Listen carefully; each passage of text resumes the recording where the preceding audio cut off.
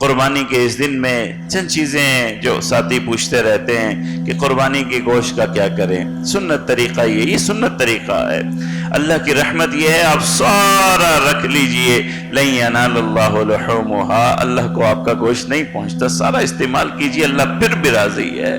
سارا استعمال کر لیجئے، اسٹاک کر لیجئے، کوئی گناہ نہیں ہے، سارا آپ اسٹاک کر لیجئے. اللہ رحمت ہے نا، رحیم ہے، کریم ہے. آپ نے قربانی کی، اللہ راضی ہو گیا، اور سارا گوشت اسٹاک کر لیجئے، اللہ پھر بھی راضی ہے. خود کھائیے، اللہ پھر بھی راضی، ایسا کریم ہے. مگر طریقہ کار یہ ہے، اچھا طریقہ نبی کریم صلی اللہ علیہ وسلم کا طریقہ یہ ہے کہ اسے 3 حصوں میں تقسیم کر دیجئے.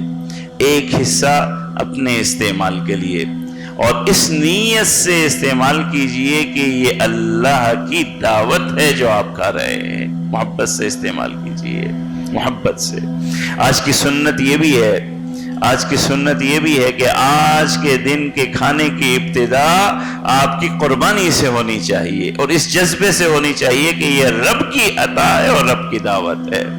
سب سے پہلے جیسے قربانی ہو تو کلیجی ہے یا جو چیز جلدی بن جاتی ہے، اس سے آپ کا ناشتہ ہونا چاہیے.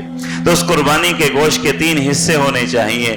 ایک حصہ آپ اپنے استعمال کے لیے رکھیں، اور ایک حصہ اپنے رشتہ داروں کے لیے رکھیں، ان کا بھی حق ہے، اور ایک حصہ آپ فقراء میں تقسیم کر دیجئے. یہ طریقہ کار ہے. اسی طرح اس کی کھال ہے، اسے آپ چاہیں تحفہ دے سکتے ہیں، چاہیں ذاتی استعمال میں لا سکتے ہیں، چاہیں تو پھر آپ اس کا بھی صدقہ کر سکتے ہیں. جہاں کہیں آپ کا دل کرے آپ اس کو صدقہ کر دیں. یہ اس کا طریقہ کار ہے، یہ اس کا طریقہ کار. اور کوشش یہ کیجئے کہ جانور کو اللہ تبارک و تعالیٰ کی راہ میں جو قربان کر رہے ہیں بڑی محبت سے قربان کیجئے، کم سے کم تکلیف سے اسے قربان کیجئے. اللہ تبارک و تعالیٰ سے دعا ہے کہ اللہ تبارک و تعالیٰ ہماری عبادات کو اپنی بارگاہ میں قبول فرمائے.